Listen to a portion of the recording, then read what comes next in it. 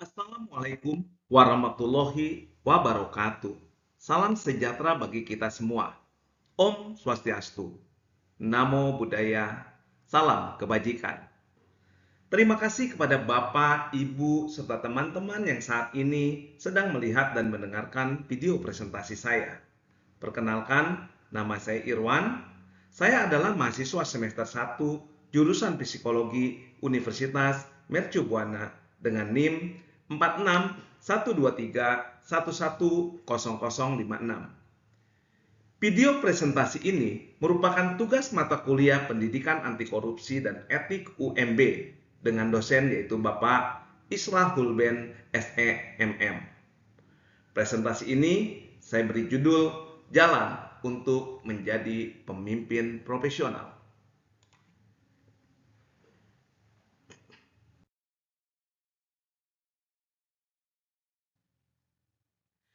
Adapun agenda yang akan saya sampaikan adalah: 1. Menggali dan mengembangkan potensi diri secara profesional.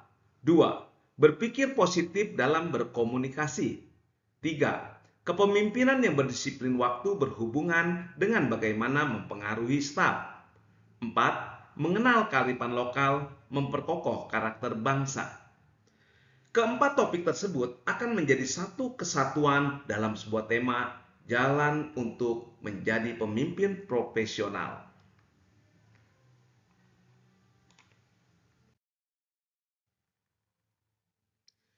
Untuk menjadi pemimpin profesional, hal pertama yang harus kita lakukan sejak menjadi mahasiswa adalah menggali dan mengembangkan potensi diri secara profesional.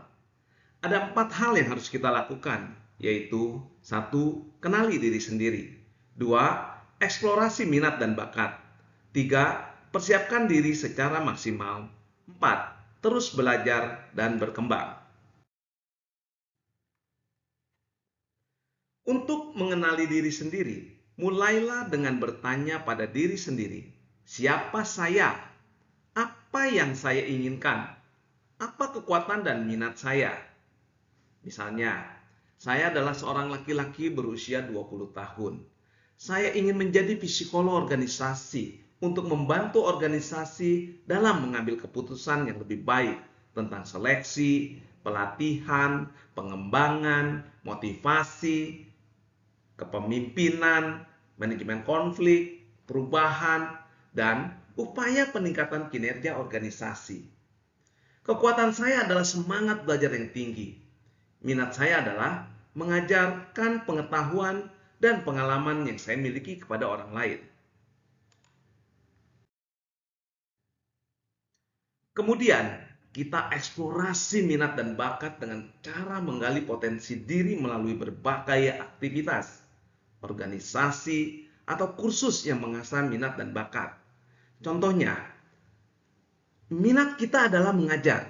Maka, sejak mahasiswa harus ikut dalam berbagai aktivitas dan organisasi kemahasiswaan.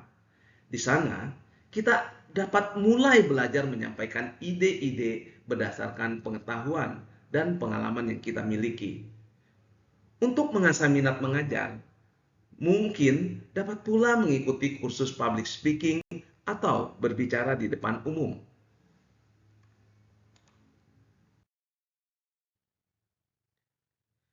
Kita juga harus mempersiapkan diri secara maksimal dengan cara memenuhi diri kita dengan pengetahuan dan keterampilan yang relevan untuk mencapai tujuan karir kita. Misalnya, karena kita ingin berkarir sebagai psikolog organisasi, maka kita harus banyak belajar ilmu pengetahuan tentang psikologi dan organisasi.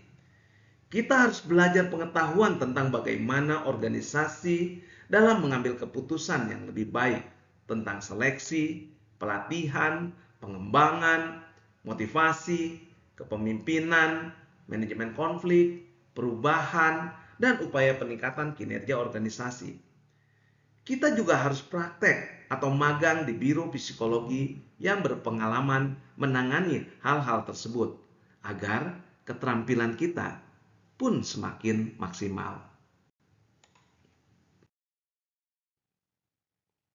Kemudian, setelah memenuhi diri kita dengan pengetahuan dan keterampilan, kita harus tetap terus belajar dan berkembang. Kita harus selalu membuka pikiran untuk belajar hal baru dan jangan takut untuk mengambil tantangan baru.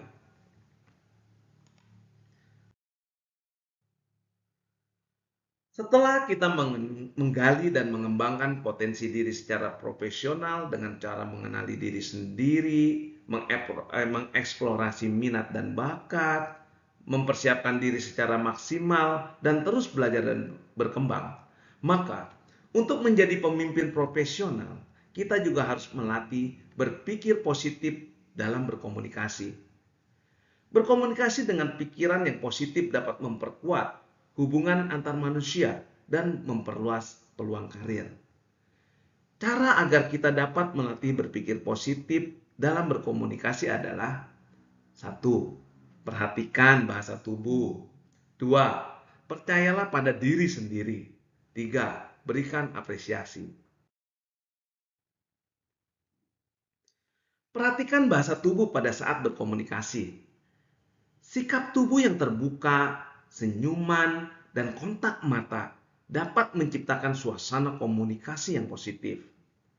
Teman bicara kita akan merasa nyaman berbicara dengan kita dalam waktu yang lama, sehingga kita dapat banyak mendapatkan informasi yang kita butuhkan.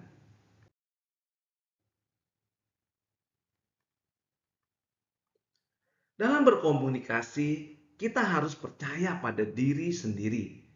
Keyakinan pada diri sendiri menghasilkan komunikasi yang percaya diri dan persuasif. Nada bicara kita pun akan semakin mantap.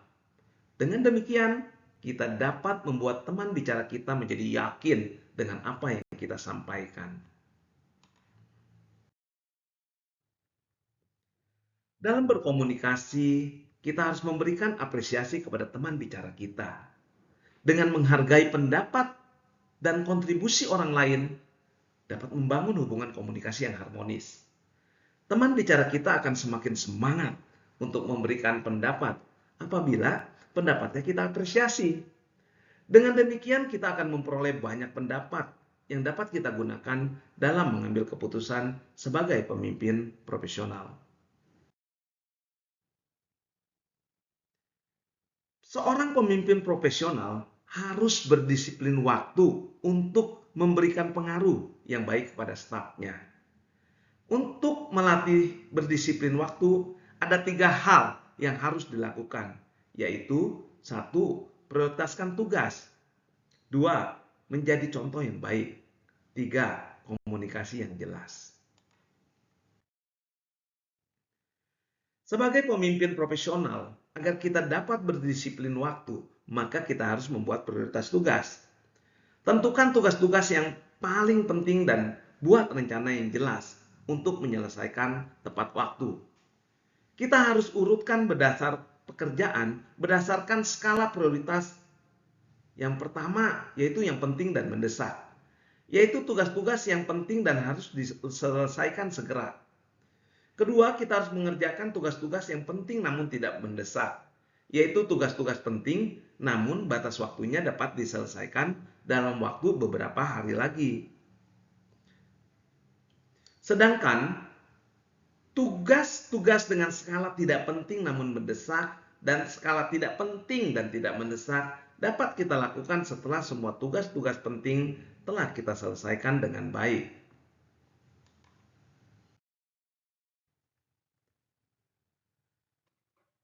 Sebagai seorang pemimpin, kita harus menjadi contoh yang baik. Tunjukkan disiplin waktu dengan selalu tepat waktu dalam rapat dan memenuhi tenggat waktu.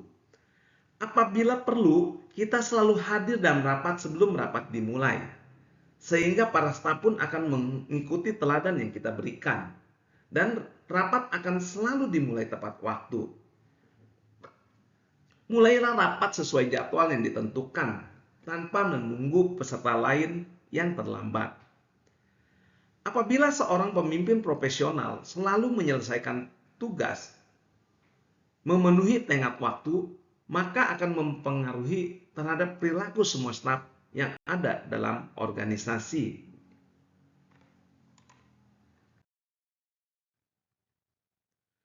Untuk dapat memberikan pengaruh terhadap staf, maka pemimpin profesional harus berkomunikasi dengan jelas. Terapkan komunikasi yang jelas kepada staf untuk menghindari ketidakpastian dan kebingungan. Misalnya, setiap rapat harus dibuatkan undangan yang jelas, kapan dan di mana rapat akan dilaksanakan. Demikian pula, agenda rapat harus dijelaskan sejak awal supaya semua staf dapat mempersiapkan materi rapat yang akan dipresentasikan oleh masing-masing staf. Dalam memberikan tenggat waktu tugas yang harus diselesaikan oleh staf pun, seorang pemimpin profesional harus berkomunikasi dengan jelas tentang kapan tugas tersebut harus diselesaikan dan hal-hal apa saja yang harus diselesaikan. Dengan komunikasi yang jelas, maka staf memiliki kepastian dalam melaksanakan tugas-tugasnya. Yang terakhir, sebagai pemimpin profesional, kita harus memahami kearifan lokal untuk memperkokoh karakter bangsa. Sebagai pemimpin profesional, penting untuk mempelajari dan mengapresiasi kearifan lokal karena dapat memperkaya pemahaman kita tentang budaya, nilai-nilai, dan tradisi yang mendasari perilaku dan pengambilan keputusan. Pemimpin profesional yang mengenal dan mengamalkan kearifan lokal dalam gaya kepemimpinannya berarti telah memperkokoh karakter bangsa.